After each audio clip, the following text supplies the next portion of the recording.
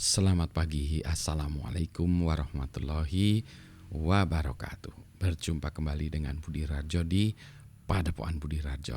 Kita mulai dengan ngopi dulu. Bismillahirrahmanirrahim.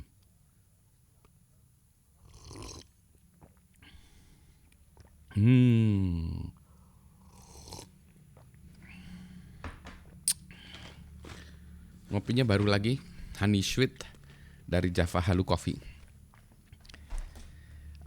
Sekarang ini sedang ramai pada saat video ini dibuat, sedang ramai akhir dari pemilu 2024 ya.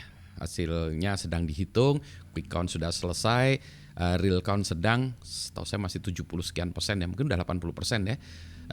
Yang manual masih dalam perjalanan perhitungan. Anyway, banyak yang mempermasalahkan tentang ini posisi server dan lain sebagainya.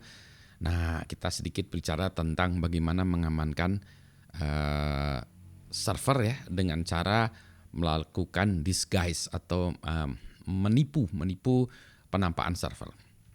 Jadi ceritanya ini kasus yang kami alami di tahun 1999, pemilu pada saat itu. Nah, jadi ceritanya waktu itu saya dan tim diminta untuk mengamankan sistem KPU.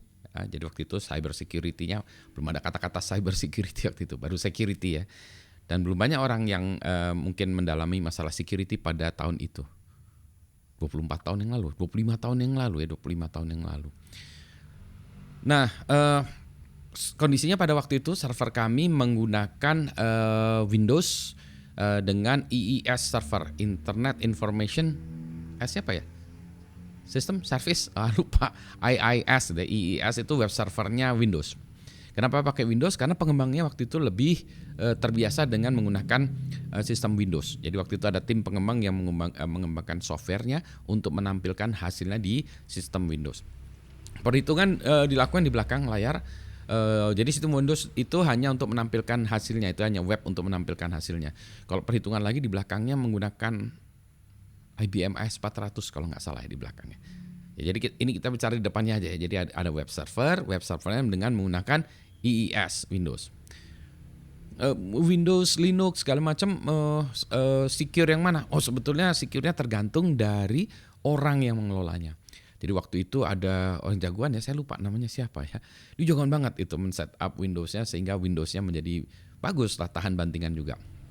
Sudah, Windows disampingkan di depan ya, jadi kita biasanya data kita push dari belakang ke depan, taruh di Windows, tampilkan.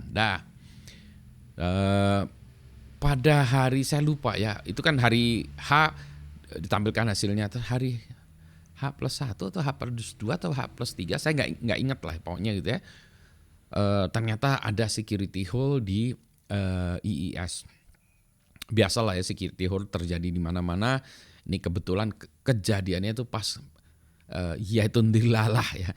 It just so happen di dalam IIS jadi masalah. Waktu itu ada saya lupa security hole-nya apa ya, .htr atau apa gitu ya. Sehingga kalau itu di hit ke web server, maka web servernya, nah ini saya lupa apakah dia ngehang ya, nge-restart atau datanya bisa diakses, lupa. Kalau nggak salah ngehang atau restart atau inilah pokoknya DOS attack lah ya. Wah, begitu kan kita bingung juga nih gimana caranya nih kan ya. Kalau servernya kita down kan nanti malah lebih ricuh lagi ya, dimatiin gitu maksudnya. Nanti mungkin ada spekulasi yang enggak yang bukan masalah teknis, tapi masalah orang-orang mengatakan bahwa wah, ada partai politik yang kalah kemudian ini ya, nggak mau kekalahan itu lagi directify, lagi dibenarkan, maka web servernya didownkan ya, sistem KPU dimatikan atau apa untuk perhitungan menguntungkan parpol yang kalah itu dan seterusnya lah. Jadi kan kita takut isu seperti itu kan ya. Berarti the show must go on. Jadi itu tetap harus ditampilkan ya. Apapun caranya. Wah, bingung kita kan waktu itu ya. Sambil terus kita mencari support. Tentu saja kita menelpon Microsoft dan Microsoft mengatakan bahwa perbaikan ya, it's on its way, tapi masih butuh waktu gitu ya. Butuh waktu tuh kita nggak tahu sehari, 2 hari, 2 minggu gitu ya. Maksimum 2 minggu sih memang ya. Tapi waduh, ini kan the show must go on gitu ya. Gimana caranya? Maka kami sepakat waktu itu kita tambahkan mesin di depannya. Nah, jadi ini ada IIS ya di belakangnya. ini ya, misalnya internetnya jadi ini misalnya IIS ya, ini IIS-nya. Nah, terus kemudian akses dari luar itu kita pasang di depannya ini yang kita sebut namanya proxy gateway gitu ya. Nah, gateway-nya ini sebenarnya firewall fungsinya. Ya, firewall itu bisa kita anggap sebagai jenis-jenis macam-macam ada proxy gateway. Jadi kita taruh di depan, nah ini kita pasangin Linux. Jadi Linux ini di depan, di belakangnya IIS, di belakangnya lagi nanti S400 tadi.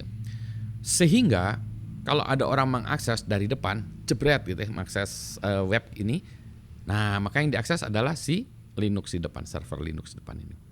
Sehingga orang-orang bingung ketika diakses dari depan, secara networking dilihat ya, ini adalah mesin Linux, bingung ya, mesin Linux nih. Loh, kok ini mesin Linux ya?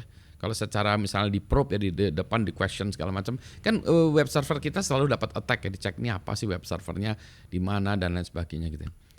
Tapi secara data kalau dilihat headernya segala macam kan dari sini ya, dari IIS keluarnya itu. Jadi kalau kita lihat datanya, maka di dalamnya ini IIS, servernya web servernya IIS. Tapi kalau dilihat secara network ini adalah Linux ya. Bisa juga kita disampaikan tadi ya, mungkin kalau ditambahin cache lagi asik ya. Tapi zaman dulu kita belum ada ya. Saya nggak tahu ya, Nginx itu belum ada ya. Jadi kita, setahu saya nyapelin proxy aja ya, itu kita taruh di depannya. Lupa saya itu ya. Pakai Apache atau apa ya, nggak ingat saya, udah 25 tahun yang lalu. Tapi intinya kita tambahkan mesin Linux di depan sehingga nah ini akhirnya lebih aman ya. Karena attacker bingung ya kalau dia mau nyobain attack tadi yang IIS based attack, nggak bisa kan, udah difilter di sini dulu gitu ya. Jadi ini adalah solusi yang mengelabui penyerang, bahwa di belakang ini sebenarnya masih bermasalah dan masih kita sedang dalam proses perbaikan, tapi kita pasangin di depan gitu. Jadi nah itu dia untuk ini poinnya apa? Poinnya kita bisa mengamankan dengan cara itu nih yang saya sebut solusi bedengan. Kita kasih bedeng dulu di depan sambil kita perbaiki ya. Nah itu. Terus yang kedua solusinya itu ini juga membantu ya meringankan beban si web servernya ini. Solusi yang lain adalah data ini kami sebar kemana-mana lagi ya. Kami bekerja sama dengan misalnya ditaruh di kampus lah ya, sehingga orang dari kampus yang mau mengakses nggak perlu mengakses ke sini tapi mengakses ke web di kampus, kampus-kampusnya. Atau kita ini kan dengan asosiasi TV, asosiasi radio ya, sehingga orang-orang mengakses datanya itu dari masing-masing itu. Sehingga lagi-lagi beban dari web servernya ini dikurangi. Jadi orang akses ke sana. Nah, itu yang kemudian kalau kita kenal dengan namanya content distributed network ya. Jadi kalau kita ngakses katakanlah Instagram, Facebook. Aduh ini harus ngopi dulu. CDN tadi ya.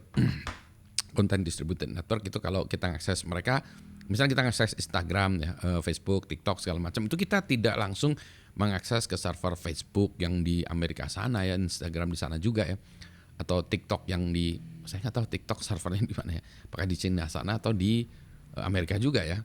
Nah tapi kita mengaksesnya dari salah satu content distributed network itu CDN yang terdekat. Jadi seolah-olah seperti mirror ya, tapi dia sebenarnya bukan mirror sih ya. Jadi CDN lah yang namanya. Itu juga untuk bisa mengurangi beban. Jadi kalau satu perusahaan biasanya melakukannya load balancing, tapi ini juga bisa dengan cara yang lain. Tapi balik lagi ya, poin saya ini yang ini nanti sedian kita bahas terpisah. Poin ini adalah kita mengelabui sistem dengan menambahkan proxy gateway ya di depannya. Gitu.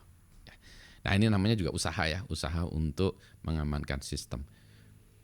Pada tahun 99 banyak juga yang attack ya. Cuma waktu itu internet kan belum kemana-mana ya, jadi jumlah attack-nya juga relatif lebih kecil daripada yang sekarang ya. Tetapi ada attack-nya ada, tetapi teknologinya juga waktu itu masih lemot.